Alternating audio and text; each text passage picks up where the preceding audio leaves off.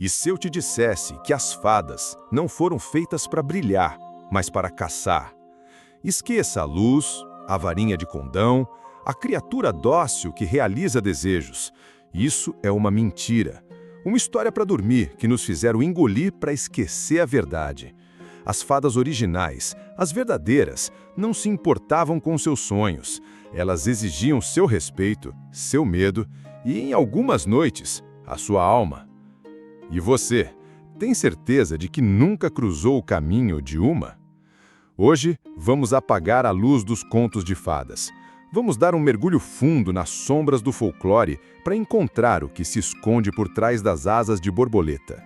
A imagem da fada delicada, essa pintura adocicada, é uma invenção recente.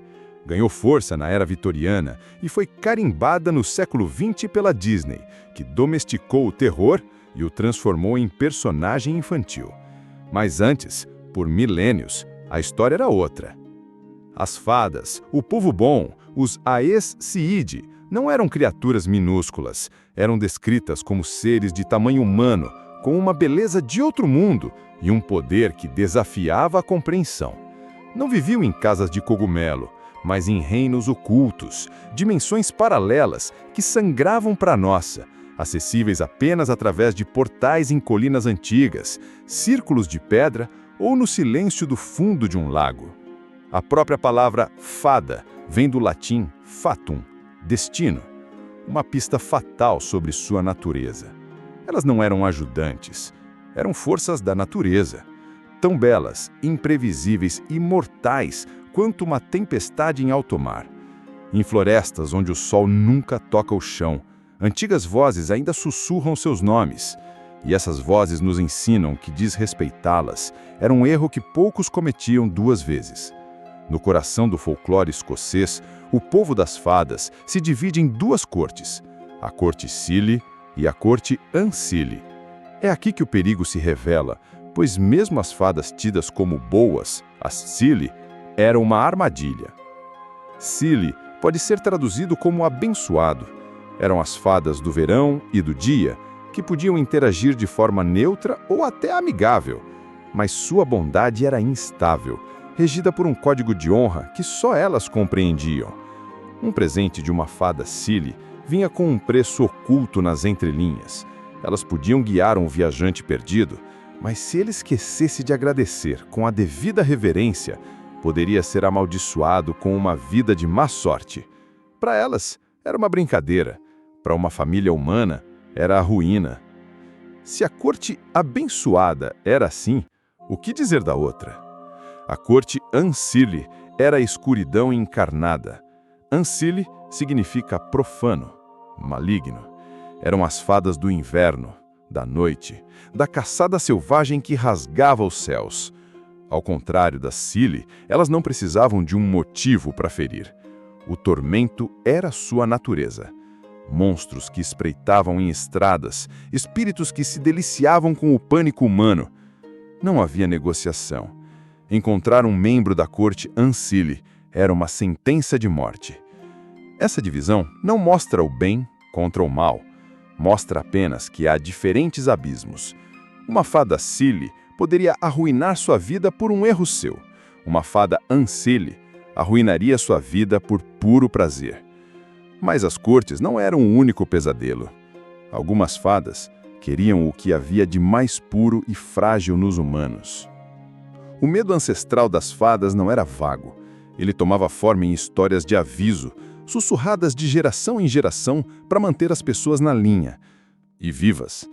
A mais famosa delas é a lenda dos Changelings. O povo das fadas desejava crianças humanas, às vezes para fortalecer o próprio sangue, outras para se livrar de uma de suas crias doentes, trocando-a por uma bebê humana saudável. A troca era feita na calada da noite. A criança deixada para trás, o Changeling, era um horror silencioso. Podia ter um apetite insaciável, um choro sem fim, ou uma inteligência fria e adulta em um corpo de bebê. Muitas vezes eram crianças que hoje reconheceríamos como portadoras de alguma condição, mas na época, a única explicação era sobrenatural. A crença era tão real que rituais cruéis com fogo ou ferro eram usados para forçar a criatura a se revelar, na esperança de que as fadas devolvessem o filho roubado. Era também o pavor do tempo das fadas. Um convite para uma festa no reino deles era uma honra mortal. O tempo lá se move de forma diferente. Uma simples noite de dança e música no outro mundo poderia equivaler a 1000 anos no nosso. Um convidado desavisado voltaria para encontrar sua vila em ruínas e os túmulos de todos que amou. A regra era absoluta. Nunca coma ou beba nada que as fadas ofereçam. Uma mordida, um gole, e você estaria preso no reino delas para sempre. E por fim, a vingança da natureza. As fadas eram as guardiãs do mundo natural. Cortar uma árvore sagrada ou poluir uma nascente era uma ofensa capital. A punição não era uma multa. Era uma praga que dizimava seu gado, uma tempestade que destruía sua colheita ou uma loucura que consumia sua mente. Elas eram a justiça impiedosa da própria natureza. E essas crenças não nasceram de nada. Elas são ecos de deuses caídos. Esses medos têm raízes profundas na mitologia da Europa céltica e nórdica. Na Irlanda, as fadas eram consideradas descendentes do Tuatha Dé Danann, uma raça divina que governou a ilha antes dos homens. Derrotados em batalha, não foram destruídos. Fizeram um acordo e se retiraram para o outro mundo, para o subterrâneo, para dentro das colinas ocas, os Cid.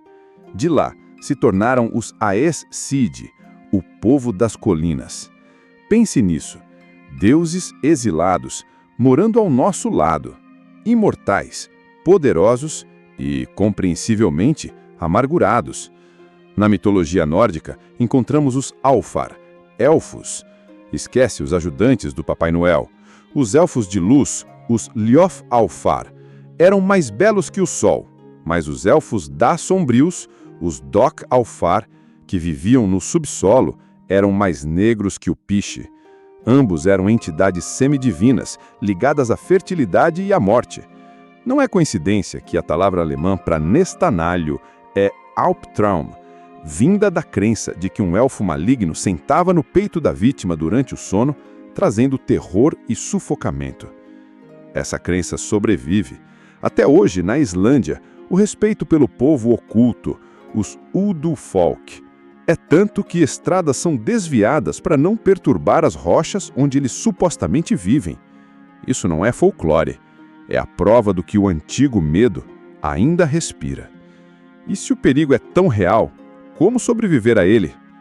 O mesmo folclore, que descreve o perigo, oferece as armas. Era um verdadeiro manual de sobrevivência contra o povo bom. A principal fraqueza deles era o ferro frio. Processado pelo homem, o metal era visto como uma anuação da magia selvagem e primordial. Um prego no bolso ou uma ferradura na porta era um escudo poderoso.